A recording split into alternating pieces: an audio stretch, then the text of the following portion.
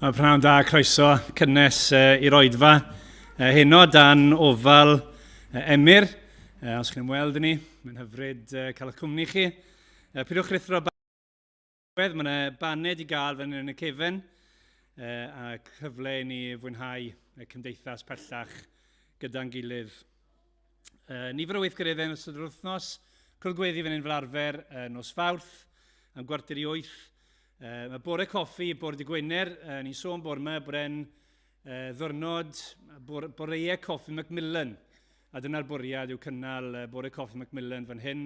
Bore di Gwener am 10, felly cyfle chi ddod, a felly gwahodd eraill i ddod hefyd i fwynhau yr amser yna.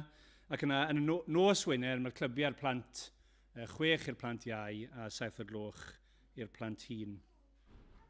Wedyn, blaen rybydd ar gyfer wythnos ganlynol, mae gynhadledd Wales Leadership Forum, mae yna 3 cyfarfod yn credu rhwng yr ail o Hydref a'r Pedwerydd, yr ail i'r Gwragedd ac yna y rhai yn agored ar y trydydd a'r Pedwerydd fi'n credu. Fi'n credu eto bod fwy o fanylion wedi bod ar y sgrin. Ac yna cofiwch bod cwrdd aelodau fan hyn am 3 o'r gloch ar ddisadwn y Pedwerydd o Hydre. Mae'n debyg hefyd bod hanner marathon yn Caerdydd ar y 5 o Hydre, felly bythefnos i heddi. Fel arfer mae hynny'n golygu bod yna nifer o hewlydd a strydodd ar gau. Dwi ddim yn gwybod beth yn y manylion, ond newn ni roi hynny ar WhatsApp neu ebost maes o law.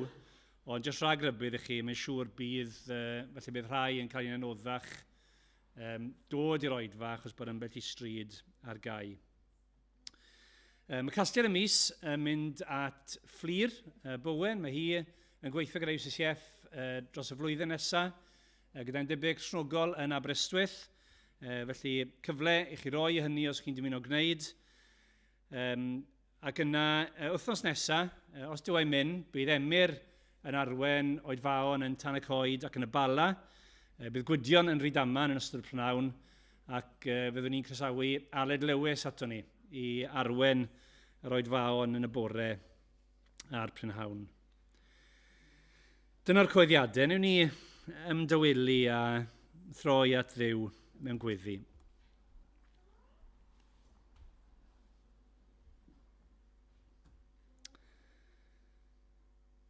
Arglwydd Dduw, ni yn diolch i ti bod ni'n dod ata ti nawr yn enw ac yn heiddiant yr arglwydd Iesu Grist.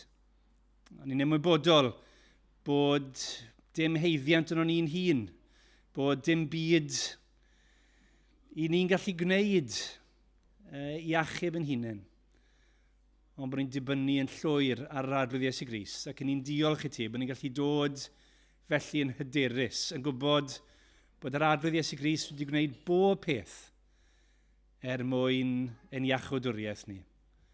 Ac o Dduw, ni'n ymwybodol hynno yn ôl dair di bod e'n curo ar ddrws ein calonnau ni. Yn dymuno bod ni'n agor y drws iddo fe. I hefel bod e'n cael gwleddau gyda ni. O arglwydd, ni'n gweddio felly i ti roi gwledd i ni hynno yn ei enw fe. O Dduw, par bod dair di yn dod yn rymus i ni, cadw ein sylw ni ar yr hyn i ti'n ei ddweud. Paid gadael i'n meddyliau ni grwydro fel ni'n clywed bore yma. Ond ie, bod y gair yn ei glywed yn cael ei blannu yn ddwfn yn ein calonnau ni ac yn dwy'n llawer o ffrwyth mwyn enw Crist. O Dduw, dyrchafa fe heno yn ein plith ni, ni'n gweddio, bydd yn bresennol gyda ni a gwna fe yn ganolbwynt i'n addoliad ni gyd trwy waith yr Ysbryd Glân os gwyl di fod yn dda. Yn ei enw fe ni gofyn. Amen. Amen. Amen. Ni'n mynd i barhau i addoli trwy ganu emyn efo'n gilydd, rhif 19 yn y llyfr yma. Henffych i enw Iesu gwyw. Syrthied o'i flaen angylion Duw. Rhowch iddo'r parch holl dyrfa'r nef. Yn arglwydd pawb. Coronwch ef. Ac ymlaen, nawr ni sefyll i ganu mawl gyda'n gilydd.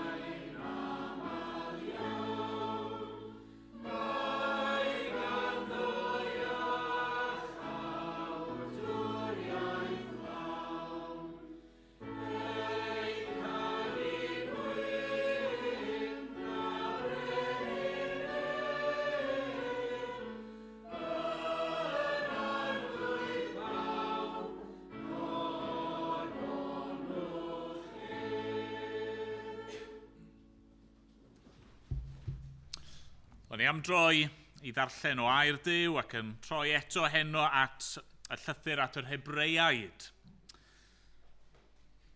Ac os ych chi ddim di bod yn ei dros yr wythnosau diwethaf yma, i ni dal yn gynnar iawn yn y llythyr yma, llythyr at yr Hebreaid. Thema fawr y llythyr yw hyn fod Iesu, hynny yw yr arglwydd Iesu Grist, fod e'n rhagori, neu fod e'n well. A be ni wedi gweld, just wrth edrych ar y 4 adnod gyntaf, yw fod Iesu yn rhagori ar y proffwydi, fod Iesu'n rhagori ar bob datgyddiad arall yn y gorffennol, a yn wir, fod e'n rhagori ar bopeth, ar bawb a phopeth sydd yn bodoli. Nawr, nes i ddim dweud rhyw lawer tro diwetha am adnod 4. Yn rhannol, achos beth sy'n digwydd yn adnod 4 yw mae'n pontio gyda yr adran fawr nesaf. Felly adnod 4 yn dweud fod Iesu wedi dyfod gymaint yn uwch na'r angylion. Okay? A dyma nawr yw'r adran nesaf yn y llythyr, lle mae'r awdur yn cymharu Iesu gyda'r angylion. Mae'r adran yn mynd o pennod 1 adnod 5 ymlaen trwy yr ail bennod ac yn gorffen ar ddiwedd yr ail bennod. Nawr, heno ni jyst yn mynd i ganolbwyntio ar pennod 1 adnod 5 ymlaen i bennod 2 adnod 4. Ond just i pwyntio allan, mae'r adran ar ddechrau pennod 2 ei hun yn rhyw fath o bont. Mae'n rhyw fath o tangent bach yn y canol. Okay? So, peidiwch poeni gormod am hynny. Mae esbonio wrth i ni fynd ymlaen. Felly, Hebreaid 1, adnod 5, mae'r darn yma fel wedes i yn sôn am yr angylion. Nawr, ystyr y gair angel, wrth gwrs, yw negesydd. Mae'r gair yna angel gallu cyfeirio at pobl sydd yn cario neges. Ond fan hyn, yn y cyd-destun yma, ni'n sôn am yr bodau ysbrydol yna, spiritual beings yna, sydd yn cael eu hanfon gan Dduw i gyflawni gwahanol bethau. A gadewch i ni ddarllen te, Hebreaid pennod 1 a dechrau'n adnod 5. Oherwydd wrth boi o'r angylion, y dywedodd Duw erioed, Psalm 2 adnod 7, fy ma fi ath genhedlodd di heddiw. Ac eto, ail Samuel 7:14, bydda fi yn dad iddo ef, a bydd yntau yn fab i mi. A thrachefn, pan yw'n dod â'i gyntafenedig i mewn i'r byd, y mae'n dweud, Psalm 97:7, bydde di holl angylion Duw ei addoli. Am yr angylion, mae'n dweud, yn Psalm 104 adnod 4, yr hwn sy'n gwneud ei angylion yn wyntoedd, a'i weinidogion yn fflam dan. Ond am y mab, Psalm 45, adnod 6 a 7, y mae dy orsedd di o Dduw yn dragwyddol. A gwialen dy deyrnas di yw gwialen uniondeb. Ceraist gyfiawnder a chasau anghyfraith. Am hynny, o Dduw, y mae dy Dduw di wedi dy eneinio ag olew gorfoledd uwchlawd y gymheiriaid. Mae hefyd yn dweud, yn Psalm 102, adnodau 25 i 27, ti yn y dechrau arglwydd a osodaist sylfaenir ddeiar, a gwaith dy ddwylo di yw'r nefoedd. Fydd ar fyddant hwy, ond yr wyt ti yn aros, a'n hwy i gyd yn hen fel dilledyn. Plygu hwy fel plygu mantell, a newidur hwy fel newid dilledyn. Ond tydi, yr un ydwyd, ac ar dy flynyddoedd ni bydd diwedd. Wrth bwy o'r angylion y dywedodd ef erioed, Salm 110 adnod 1, eistedd ar fy neheilaw, nes i mi osod dy elynion yn droedfainc i'th draed. Onid ysbrydion gwasanaethgar ydynt oll, yn cael ei hanfon i weini mwyn y rhai sydd i etifeddu iachawdwriaeth. Am hynny, rhaid i ni ddal yn fwy gofalus ar y pethau a glywyd, rhag i ni fynd gyda'r llif. Oherwydd os oedd y gair a lefarwyd drwy angylion yn sicr, ac os derbyniodd pob trosedd ac anufuddod ei gyfiawndal, pa fodd y dehangwn ni?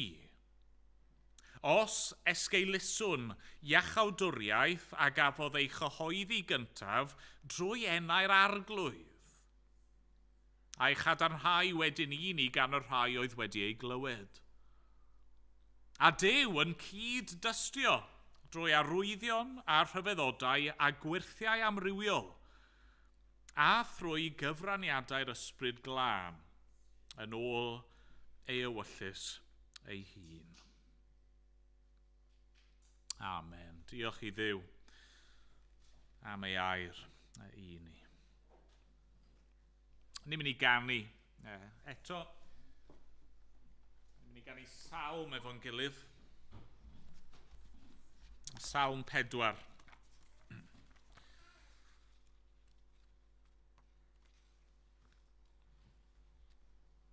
O Dduw, am gwaredaeth di droion o'n blinder, clyw ngweddi yn awr.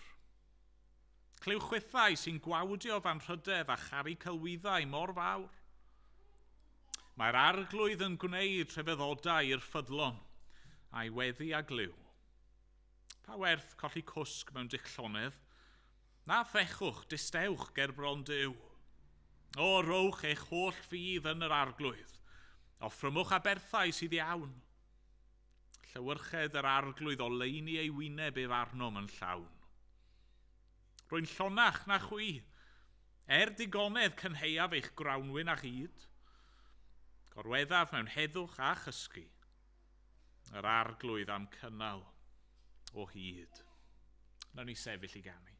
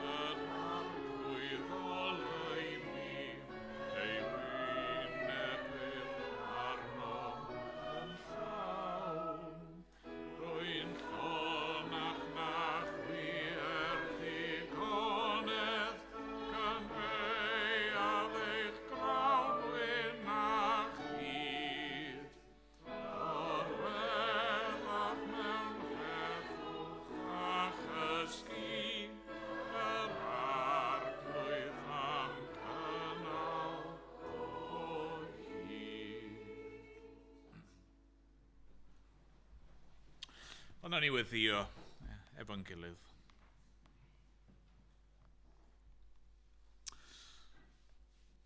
O arglwydd ein Duw, i ni yn diolch i ti. Am yr hyn ni newydd i ganu.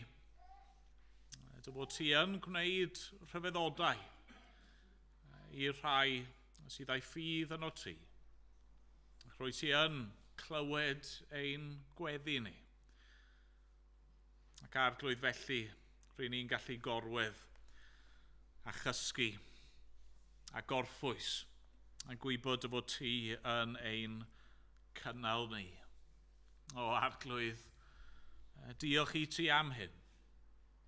A ni'n diolch i ti, dy fod ti o Dduw, nid yn unig yn gwrando ar ein gweddi ni ac yn ein derbyn ni ato ti.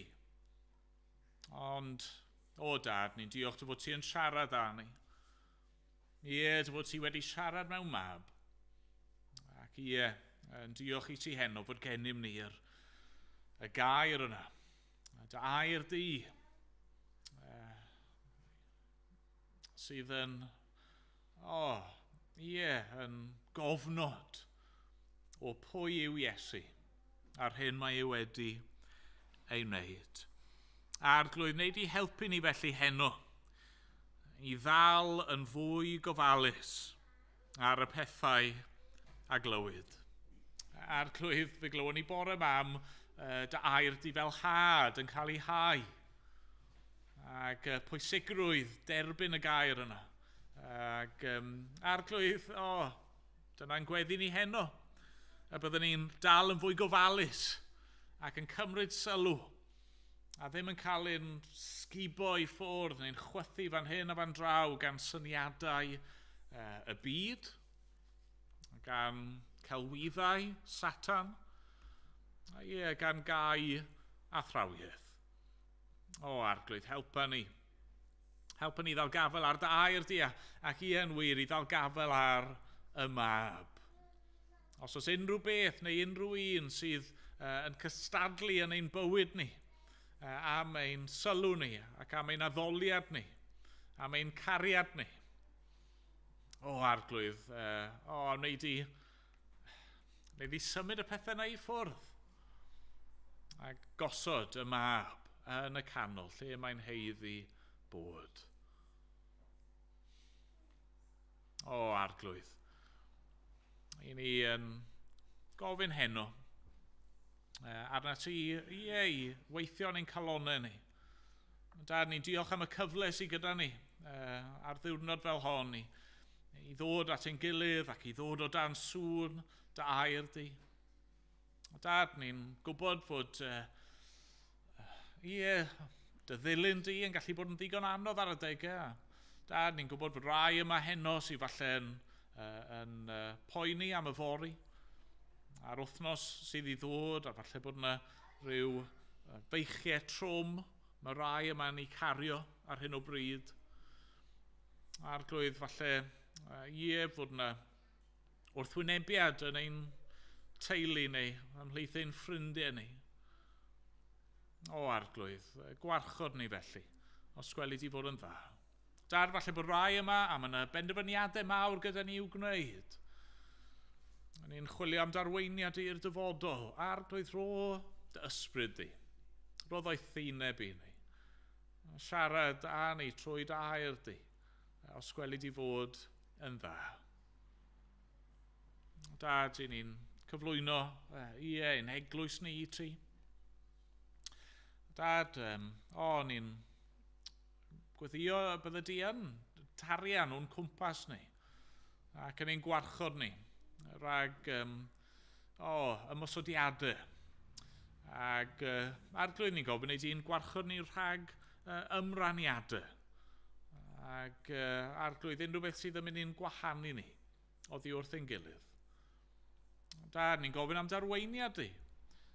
Arglwydd wrth i ni geisio dy ewyllus di ar ein cyfer ni ar gyfer y dyfodol ac wrth i ni fel eglwys geisio dy wasanaethu di a chwilio am ffyrdd i efengylu. Arglwydd helpa ni, arwain ni, cadwa ni rhag yr un drwg a arglwydd, cadwa ni rhag syrthio a dwi'n anfri ar dy enw di, os gweli di fod yn dda. Dad, ni'n ymostwng i ti yn awr. Ac unwaith eto yn canu bod ni am i'r arglwydd Iesu i gael ei goroni yn arglwydd pawb, yn uwch na phob un, yn uwch na pob angel arglwydd. Dad, gogonedd ar y enw mawr di yn ein plith ni heno. A mynd bod ni'n gofyn yn enw yr arglwydd Iesu Grist. Amen. Amen. Ni'n mynd i ganu o'r atodiad cyn bod ni'n troi at air Duw. A rhif 30 yn yr atodiad. Iesu yw'r iôr. Mae'r gri yn atau'n drwy'r greadigaeth. Ysblenydd nerth tragwyddol air ein craig. Brenhinol fab a leinwr nef a'i fawr o goniant. Ond sy'n ein gwadd i flasu'r bara byw. Nawn ni sefyll i ganu.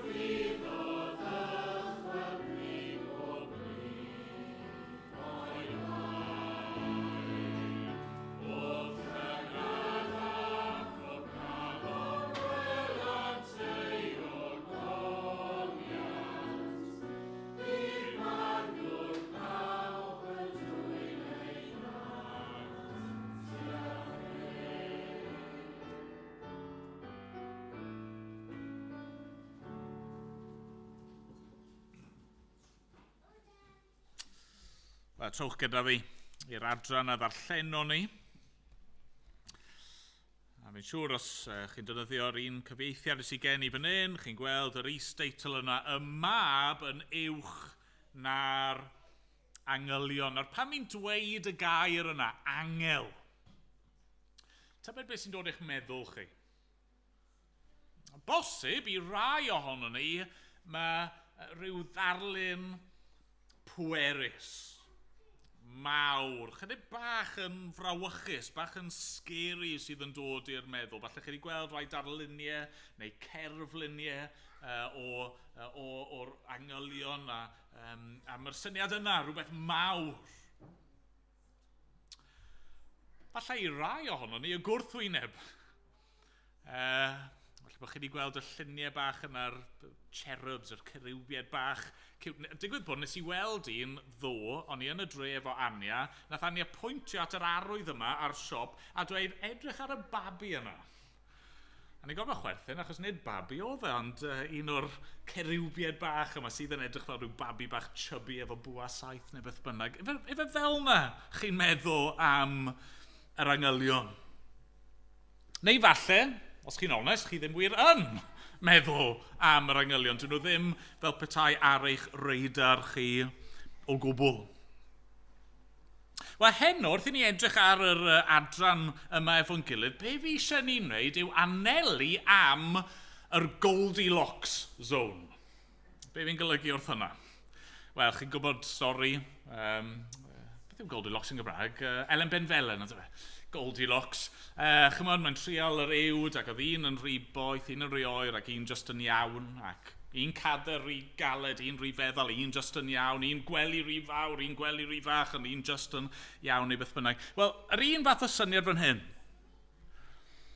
Wrth i ni feddwl am yr angylion, does dim eisiau ni fod yn meddwl yn rhy fawr ohonyn nhw, a gosod nhw lan ar pedestal rhy uchel fel petai.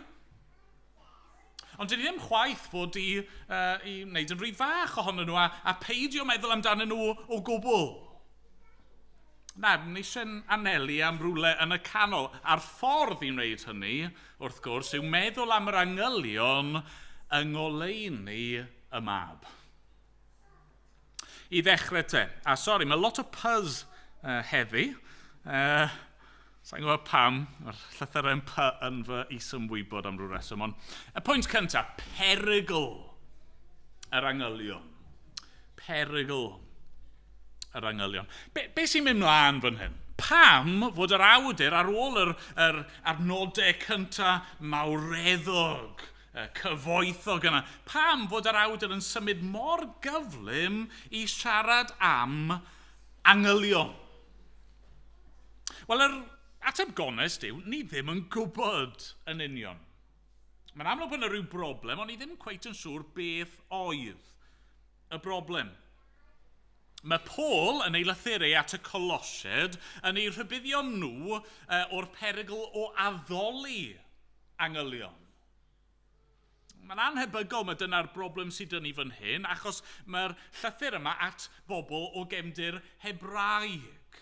Felly mae'n anhebygol bod nhw'n cael eu temtio i addoli angylion, ond ni'n gallu bod yn eitha siŵr.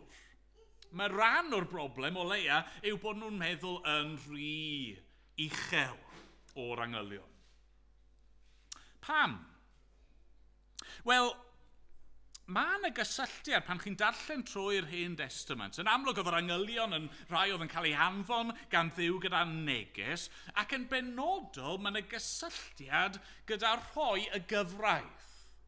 Y cyfraith yna nath Dduw roi i Moses ar fynydd Sinai, mae yna gysylltiad gyda'r angylion a mae'r awdur yn rhyw fath o gyfeirio at hynny yn dydy ym Mhennod 2, adnod 2.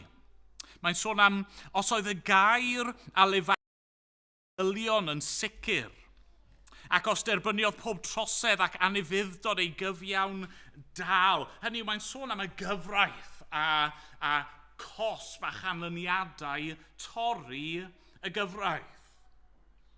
A felly, y meddwl llawer o'r bobl yma o dras Hebraeg, oedd yr angylion yn hynod o bwysig.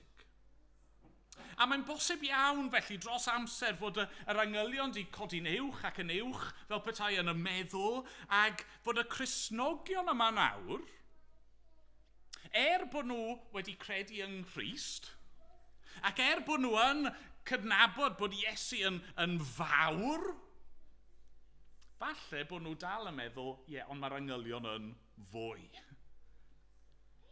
Trwy'r angylion nath Duw siarad ar fynydd Sinai, trwy'r angylion, wnaethon ni dderbyn y gyfraith a'r holl drefn sydd ynghlwm a chyfraith yr Hen Testament. Mae Crist yn fawr, ond mae'n rhaid bod yr archangylion, yr archangels fel Mihangel, mae'n rhaid bod nhw yn uwch. Nawr fel fi'n gweud, ni ddim yn siŵr. Fwy na thebyg mae rhywbeth fel yna sy'n mynd ymlaen. A mewn un ystyr ni'n gallu deall pam bydde rhywbeth fel yna'n digwydd. Gwrandewch eto ar y dyfyniad yna yn adnod 7. Dyfyniad o Salm 104 yw e. Mae'n dweud hyn, yr hwn sy'n gwneud ei angylion yn wyntoedd, a'i weinidogion yn fflam dan. Yn ddisgrifiad pwerus, dydy.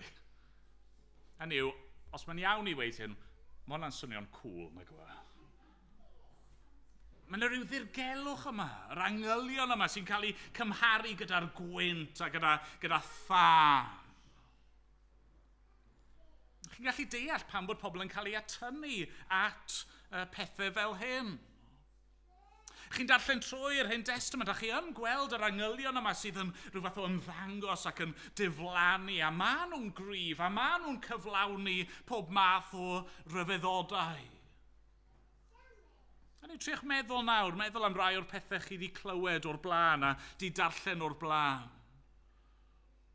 Ni'n clywed, a dwi ddim yn glir, ond fel petai'n clywed am gwahanol mathau o angylion. Felly mae gennych chi'r seraffiaid. Nathon ni glywed amdano nhw'n ddiweddar yn dod, seraffiaid yma gyda'r 6 adain. Ac ystyr y gair seraffiaid yw y rai tanllyd. Maen nhw yno am resenoldeb Duw, a maen nhw rhywbeth mor od ac mor dirgel amdano nhw. Yna mewn man arall ni'n clywed am yr Cerywbiaid yma. Mae yna rhyw ddisgrifiadau hynod yn llyfr Ezekiel o ryw olwynion, o fewn olwynion a llygaid a denydd, a maen nhw'n codi ac yn disgyn, a chi'n meddwl, beth sy'n mynd mlaen fan hyn? Chi'n meddwl am yr hanes yna o Duw yn dinistrio Sodom a Gomorra a'r dinasoedd yna, a faint o angylion mae'n cymryd? 2 angel. Mae yna rhyw bwer, mae yna rhyw rym, mae yna rhyw nerth yn perthyn iddyn nhw. A ni ddim yn gwybod lot. Ond fel llawer o bethau, yn aml iawn, mae'r ffaith bod ni ddim yn gwybod lot yn ein atynnu ni, yn dydy? Eisiau chi ddychmygu, chi'n mynd draw i di ffrind. Ac maen nhw wedi mynd i wneud paned, a chi'n jyst yn edrych o gwmpas y tŷ, a chi'n gweld rhyw lyfr. Ac ar y llyfr mae'n dweud cyfrinachol. Confidential, top secret. Be yw'r peth cyntaf chi eisiau wneud? Really, byddwch yn onest, beth yw'r peth cyntaf chi eisiau darllen ynddi chi? Yna rhyw ddirgelwch fan hyn, tybed beth. A fi'n credu mae rhywbeth fel yna sydd yn ei fan hyn yn dyfa. Dyma oedd y perygl. Oedd yr Hebreaid yn gwynebu, a mewn un ystyr falle'r perygl ni'n gwynebu. Mae yna rhywbeth fascinating, rhywbeth dirgel, rhywbeth pwerus.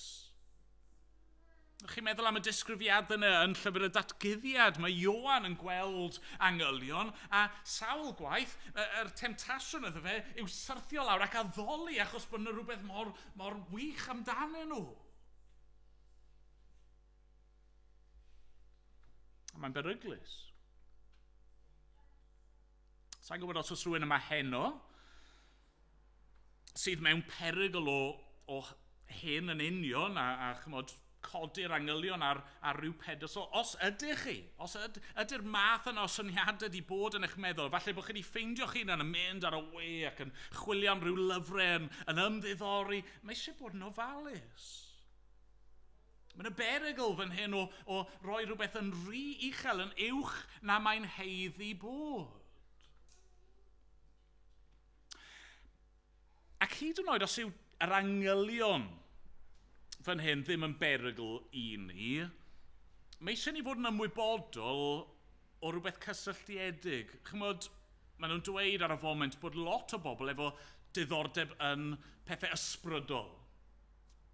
Falle bod hwnna'n wir amdano chi, falle bod hwnna'n wir am rhywun sydd yn ymuno dros y we. Chi'n chwilio am atebion ysbrydol. Mae pobl yn cael ei denu at pethau paganaidd, at yr occult. Pam? Wel eto, yr un syniad, achos bod yna rhywbeth dirgel yma. Achos bod yna rhywbeth sydd yn addo pwer efallai. Mae'r Beibl yn dweud mae eisiau ni fod yn hynod o ofalus. Mae yna rai pethau mae Duw wedi datguddio yn ei air, a mae'r pethau yna yn eiddo i ni. Mae yna rai pethau mae Duw wedi cuddio oddi wrthon ni, a felly dyn ni ddim fod i'w gwybod nhw, a does dim angen i ni i gwybod nhw, a does dim angen i ni fynd ati i geisio i darganfod nhw fel petai. Felly, na'r perygl cyntaf. Yr perygl yma o gosod yr angylion ar pedestol, a meddwl bod nhw'n uwch neu'n fwy ac yn fwy pwysig nag ydyn nhw. Nawr wedi dweud hynny gyd, dyw hynny ddim yn golygu bod ni fod i ddiystyru yr angylion yn llwyr a peidio meddwl amdano nhw o gwbl. A dyma ni'n dod i'r ail bwynt heno, sef pwrpas yr angylion. Hynny yw, mae yna bwrpas, mae yna weinidogaeth gwerthfawr gan yr angylion. Ni wedi darllen yn barod yn adnod 7 bod nhw'n cael eu galw yn weinidogion. Maen nhw yn negeswyr Duw. Yr angylion yn yr Hen Testament yn dod â neges Duw i'w bobl. Ond yna, mae yna rhywbeth pellach yn cael ei ddweud yn does. Yn adnod 14, ni'n darllen hyn. Onhyd, ysbrydion gwasanaethgar ydynt oll, yn cael ei hanfon i weini mwyn y rhai sydd i etifeddu iachawdwriaeth. Beth yw'r angylion yma? Beth yw eu pwrpas nhw? Wel, maen nhw'n ysbrydion gwasanaethgar. Eu gwaith nhw yw gweini. Pan mae'r cymeriadau dirgel yma'n ymddangos, yr cymeriadau pwerus yma yn ymddangos, be maen nhw'n gwneud? Maen nhw'n gwasanaethu.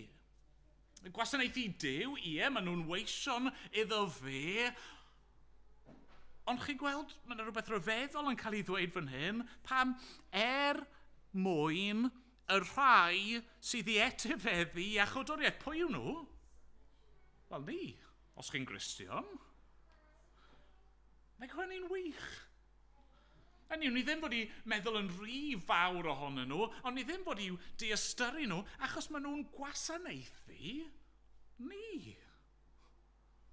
Mae'r angylion yn cael eu hanfon ein mwyn ni. Ni'n darllen mewn mannau am angylion yn gwarchod.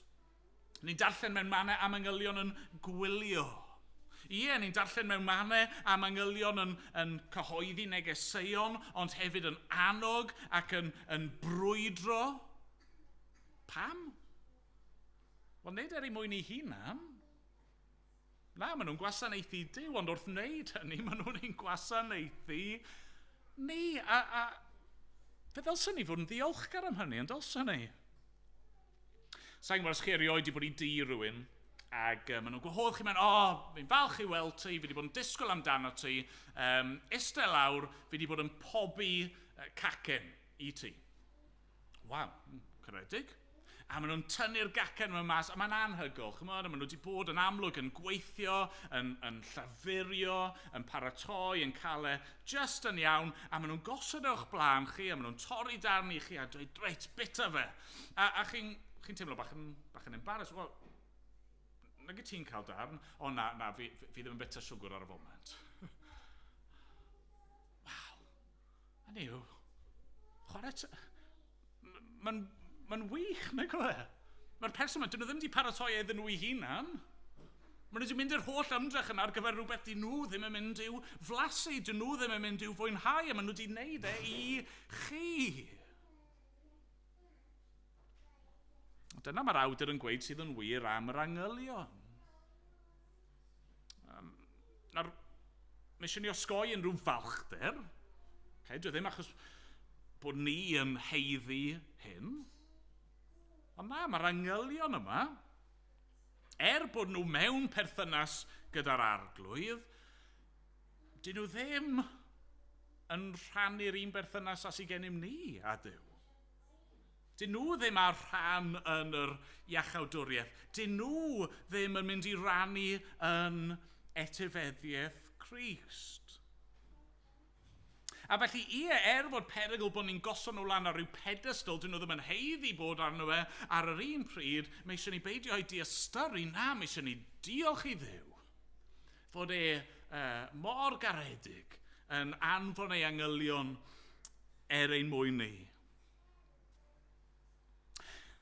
So, os mae'n yr ddau perygl, yr ddau pegwn, meddwl uchel, meddwl risel, meddwl gormod, ddim meddwl digon, sut mae cael y balance?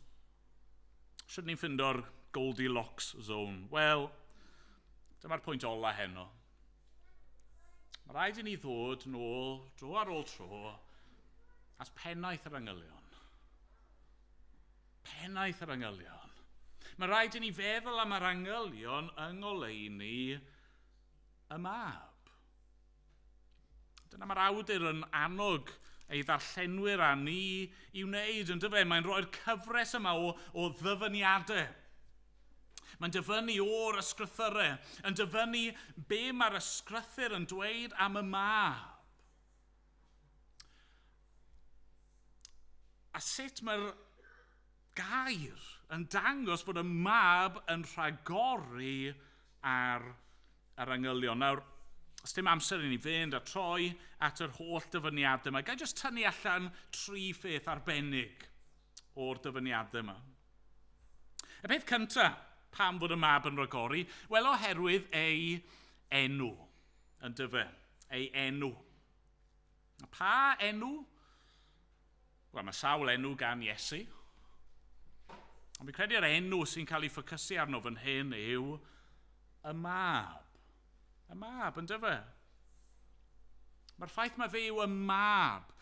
Adnod 5, mae'n dweud, wrth bwy o'r angylion dwedodd Duw erioed, fy mab wyt ti.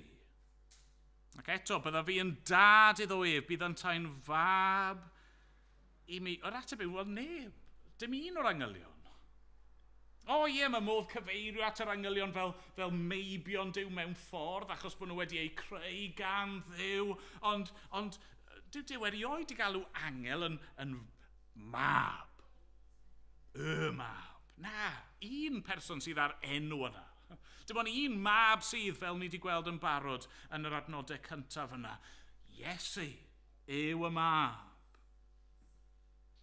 A felly, nid yn unig mae ei enw yn rhagori ar yr angylion, ond mae ei statws yn rhagori ar yr angylion. Mae'n cael ei weid yn hollol glir yn adnod 6 yn dydy. O Salm 97, bydded i holl angylion Duw ei addoli. Os mae Iesu yw'r mab, os mae fe yw'r un, ni wedi clywed yn barod, sef yr un y gwnaeth y bydysawd drwyddo, yr un sydd yn ddisgleirdeb gogoniant Duw ac yn y blaen, os mae Iesu y mab yw Duw, yna mae ganddo fe statws tragwyddol uwch nag unrhyw angel.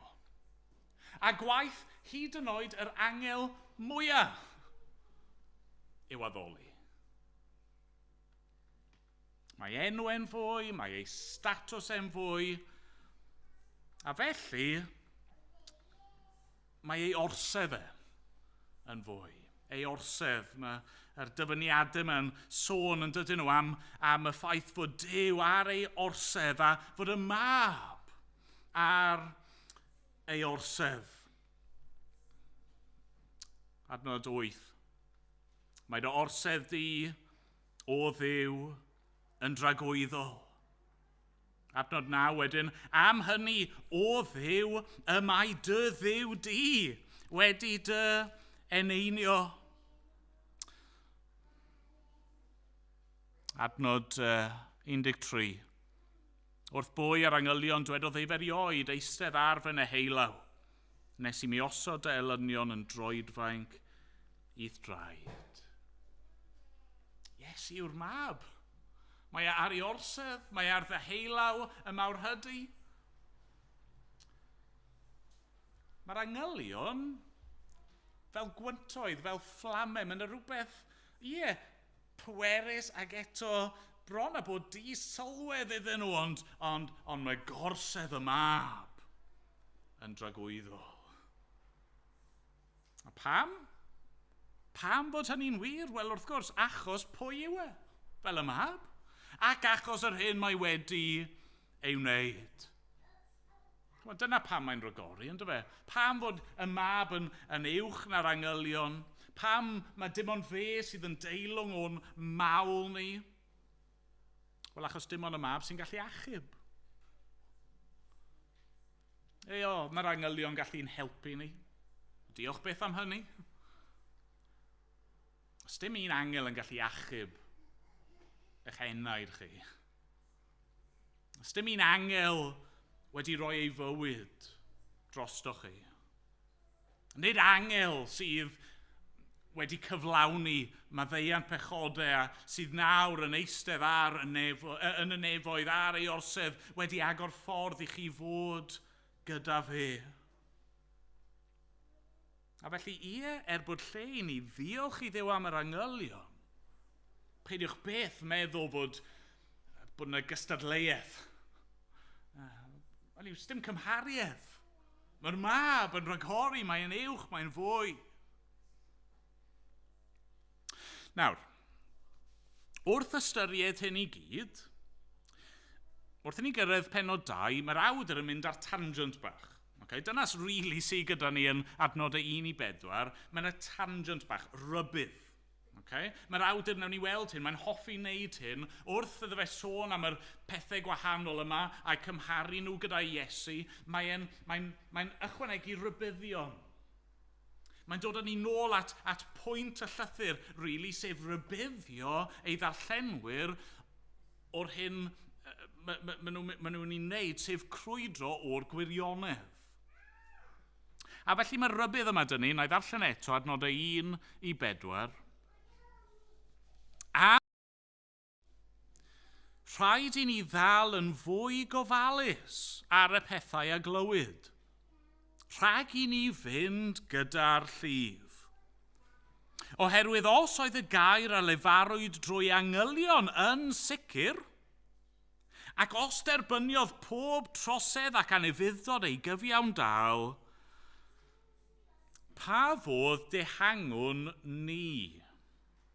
Os esgeiluswn iachawdwriaeth a gafodd ei chyhoeddi gyntaf drwy enau'r arglwydd, a'i chadarnhau wedyn ni gan y rhai oedd wedi ei glywed, a Duw yn cyd-dystio drwy arwyddion a'r rhyfeddodau a gwirthiau amrywiol, a thrwy gyfraniadau'r ysbryd glân yn ôl ei ewyllus ei hun. Be mae'r awdur yn dweud fel petai ar y pwynt yma yw hyn: os oes gennych chi feddwl uchel o'r angylion, be ddylsech chi fod a meddwl uwch o'r mab. A felly, os oedd canlyniadau difrifol i beidio gwrando ar yr angylion a'r hyn oedd Duw wedi datguddio trwyddyn nhw, hynny yw, os oedd yna gosb am torri'r gyfraith yn yr Hen Testament, faint yn fwy difrifol yw hi i anwybyddu y mab. Na, mae hyn yn iachawdwriaeth mor fawr. Mae'r ffordd mae Duw wedi trefnu'n hachub ni yn un mor fawr, a mae wedi cael ei dystio gan y tad, y mab a'r ysbryd glân, a felly gwyliwch eich hun. Peidiwch mynd gyda'r llif. Peidiwch cael eich temtio i ffwrdd o'r mab. Peidiwch cael eich denu a'ch cario i ffwrdd gan unrhyw beth, hyd yn oed y syniad yma o angylion. Peidiwch gadlu hynny eich tynnu chi i ffwrdd. Mae'n gallu digwydd yn rwydd Dros yr ha, o'n i ar lan y môr, ac oedd y plant di mynd i'r dŵr. Fi'n wimp, so o'n i ar y lan yn gwylio nhw yn y dŵr o'r yna. Ac oedd e'n drawiadol, o'n i'n sefyll yn llonydd ar y lan, ac o'n nhw fan hyn yn y dŵr, a rhyw funud wedyn o'n nhw fan hyn. A wedyn rhyw funud ar ôl hynny, o'n nhw draw fyna. Oedd no oedolion mewn y dyd, peidiwch poeni. Ond beth oedd yn digwydd? Oedd y llif, oedd y cerynt a'r gwynt yn ei chwythu nhw, ac o'n nhw ddim yn sylweddoli hynny. O'n nhw'n joio ar ei bodyboards a padlo a splasio ac yn y blaen. O'n i fan hyn, ac o'n nhw'n symud, ac yn symud, a tas yna ddim oedolion yna i gadw llygad, bydden nhw mewn perygl. Dyna mae'r awdur yn gweud fan hyn. Mae eisiau ni wylio'n hun. Ni di derbyn iachawdwriaeth mor fawr. Yr iachawdwriaeth llawn yma. Ni di derbyn bywyd am y ddeiant trwy y mab. Felly peidiwch gadlu unrhyw beth eich tynnu chi oddi wrtho fe. Mwyn ei enw. Amen. Gawn ni weddio. O arglwydd ein Duw, ni yn diolch i ti am yr iachawdwriaeth yma ni wedi dderbyn trwy yr arglwydd Iesu Grist. Ni'n diolch fod dy hair di yn dangos tro ar ôl tro fod y mab yn rhagori. Ni'n diolch i ti heno am yr angylion. Arglwydd, ni'n gwybod fod na degau falle lle mae angylion di wedi ein gwarchod ni a'n helpu ni heb bod ni hyd yn oed yn ymwybodol o'r peth. Arglwydd yn wir yn nes ymlaen yn y llythyr yma, mae'n dweud falle bod ni wedi dangos lletygarwch i angel heb fod yn ymwybodol o hynny.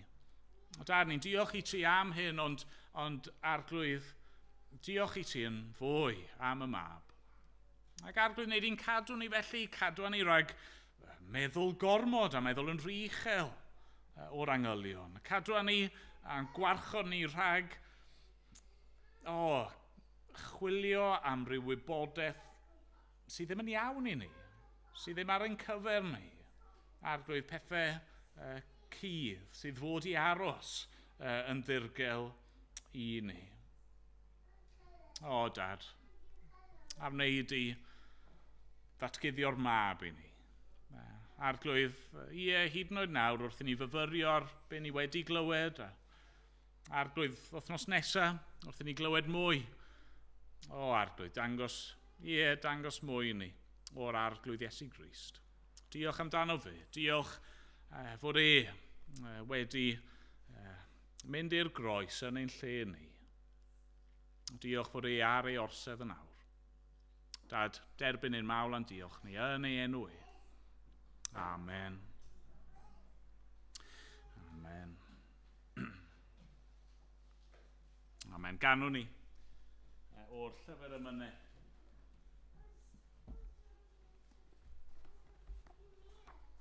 Rhif 699.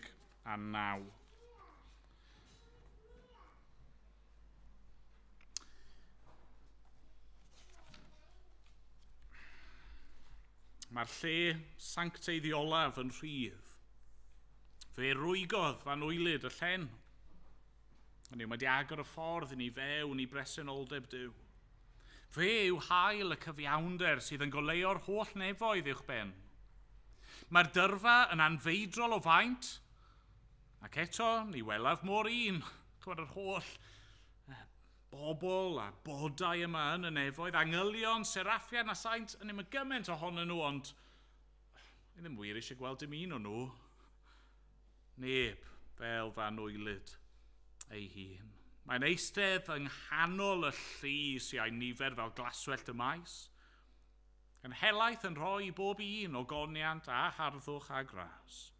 Fe yw afon y bywyd sydd fri, a'r mana cuddiedig a drud.